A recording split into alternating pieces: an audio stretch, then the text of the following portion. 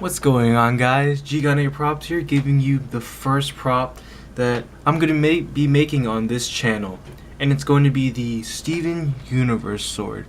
Now, from the start, I've already printed out and went through Inkscape and drew up my blueprint and cut it out. So this is going to be the part where I'm going to be starting to make the prop.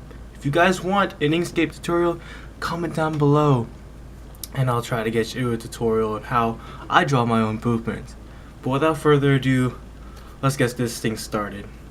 Now, first I cut this my sword off, and I'm gonna cut the handle off just because I'm gonna deal with that as in two parts. I'm gonna put that aside, and a little trick here, I'm going to line it up with the edge of the wood, so I don't really need to draw the right hand side of the wood, so it's, you know, it's flush and it's easy for me to draw, and that's fine. I'm just gonna draw these two lines here, and right here I'm going to take this longer piece of wood because I'm not really comfortable with drawing a straight line on a piece of paper, so I'm going to use this piece of wood or this other piece of wood as a straight edge and draw right down the middle. Now I'm using 3/8 inch what was it, pine wood for this prop, and these marks are actually pretty important right there. They're actually going to be the markings of where I start my bevel and where the hand guard thing goes. Now this is where I start getting the bevel. I'm going to cut down the middle of this blueprint and cut the blade off so I know where I'm going to start my bevel. And you know, make sure to cut slowly. I fast forward this for you guys so you don't have to watch my slow cutting. Right there, I'm going to mark my pen and see where that design is right there. And I'm going to hand do that part up here. Right there. Okay. Getting another straight edge, I'm going to mark that right down the middle. Now, here, I'm going to blend it in and see where, and now, this part is where I didn't like how the blade looked at first, and I'm going to actually extend that. And extending it, no problem, you know, it's all on wood. You're just using, you have pen, you know, it's anything you set in pen really isn't concrete. If you don't like something, you can change it up, that's fine. And right here, I'm going to cut out that design, that handguard that keeps the sword actually from coming out of the sheath. And I'm going to explain to you how I'm going to do that later into next week's tutorial. And so, right here, I'm just going to complete that design. And after it's complete that design, it's time to hit the shop. Actually, no, never mind. I'm just kidding. I'm going to extend that bevel line all the way throughout the sword. Right there, and then right there, all the way throughout the sword. Now, time to hit the shop. Make sure you have the clamps, guys. So I like to clamp this on my desk so it doesn't move anywhere. Make it stable. Make sure to check, and I'm just gonna cut this top part off, staying as close as I can to that second pen line that I made, and right there is, I'm good. Right there. Flip this thing around, and I'm going to cut all the way on the others. I'm going to cut the other side with my skill saw. And you can actually, these tools, I don't expect you guys to have these tools. I've actually saved up a lot of money to make props, so over, you know, this is the accumulation after a couple years. Now I'm going to move on to the bandsaw right here, and this is where I'm going to cut, not actually right on the line, because it takes the bandsaw takes a lot off of the wood. I'm gonna cut right next to the line, or as close as I can. And it doesn't you know, it doesn't hurt you guys to, you know, be way off on the line. It's fine. I can't even, you know, after 3 years of making props, I can't even cut a straight line too perfectly. So make sure you slowly take your time. You know, you have all the time in the world to make these props. And right here, you can see that, you know, I'm not on the line. See, especially that part right there, I'm not on the line, but it's okay. I'm going to go on to my my sanding jig, I don't know what it was, my sanding belt, and I'm gonna start, you know, getting those excess pieces of wood off and get it as close as that pen line that I made. And you know, this is gonna take a little bit of time. And I'm using 40 grit sandpaper on the side, on that side spinning disc right there. So it actually just takes off wood like it's, you know, it's breakfast. But yeah, I'm going to do that right there. Now, back down to the drawing board. I'm going to flip my design over, my blueprint over, and actually bevel the other side, and actually draw my lines for my bevels on the other side.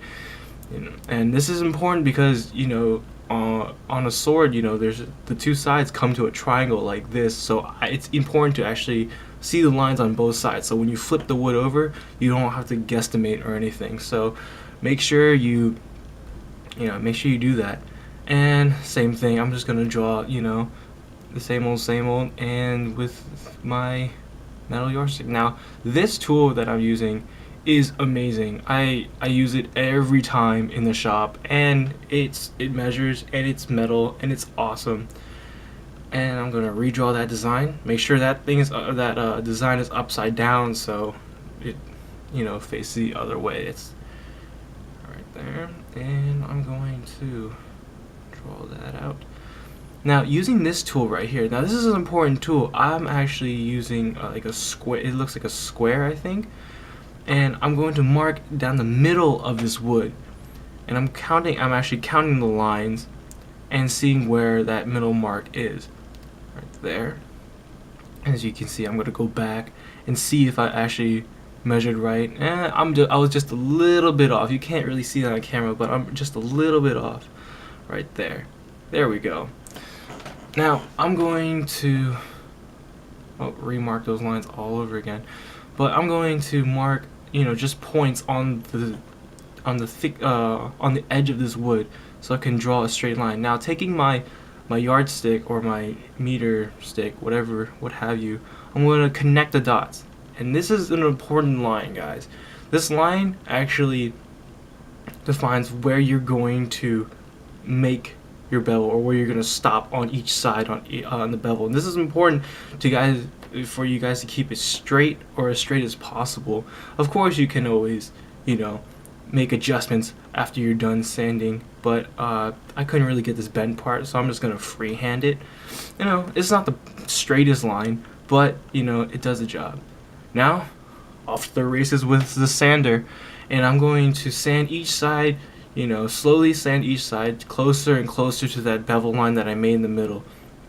Now, that line that you see, you know, down the middle of this wood, the, you know, flat side of the wood, that's actually where I'm trying to not go to that line. I'm trying to get as close as possible to that line without actually erasing it, because once it erases, when you know, it's gonna cause you guys problems. And you know, you guys can fix them, but it's a pain.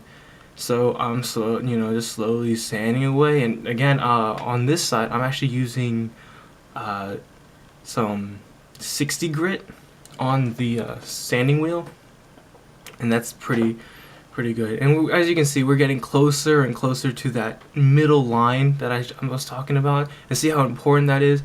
Now, moving on to this, I'm actually standing at this wheel at a very slight angle. I'm tilting wood towards me just a little bit, and you can see I'm constantly checking the wood. Always check your work when you're actually sanding, because you don't want to see if you over sand.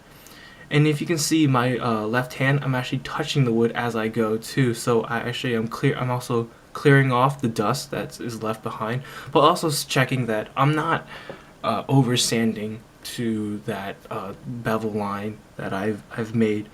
And this is important.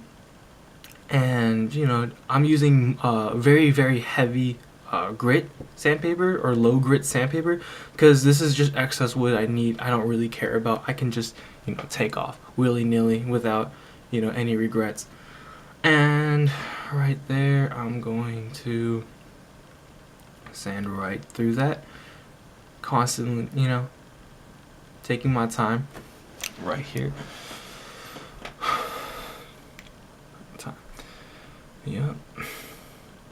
Now moving on to this orbit sander that I have, and with this instead of 40 grit, I'm actually going up to 80 grit sandpaper, and hand sanding it so I can see that it's closer to that line. Actually, gonna get it closer to that line.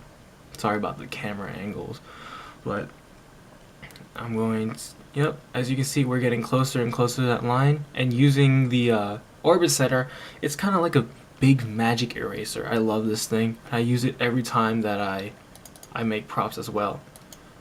And there, I'm going to keep sanding and keep sanding. This is 80 grit, and I'm going to take this blade all the way up to 600 grit, and that's actually where I'm pretty comfortable, and I'm pretty happy about how smooth it is when I get up to 600 grit sandpaper. So this is me taking it down. Now with 80 grit sandpaper, I'm using a sanding block, and this is really good because I can actually really have control of how much I'm sanding off.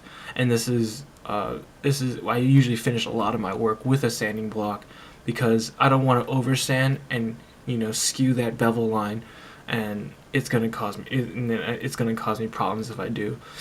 Going back to the orbit center, I feel that we're getting closer and closer, but I think I have a little more material I can take off with it.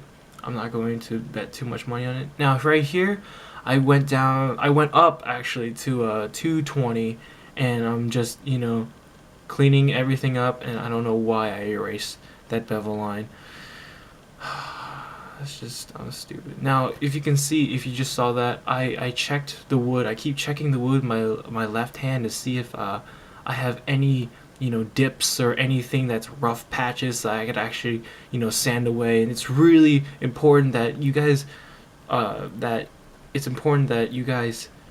start touching and feeling your prop instead of just saying looking with your eyes, because your hands are what feels a prop, and it feels like you can feel more than what you can see. And right here, we're finished with this product, and this is actually going to be the first part of this video. Thank you guys so much for watching, and I'm going to finish this off with some 400 grit sandpaper, and we have this beautiful bevel.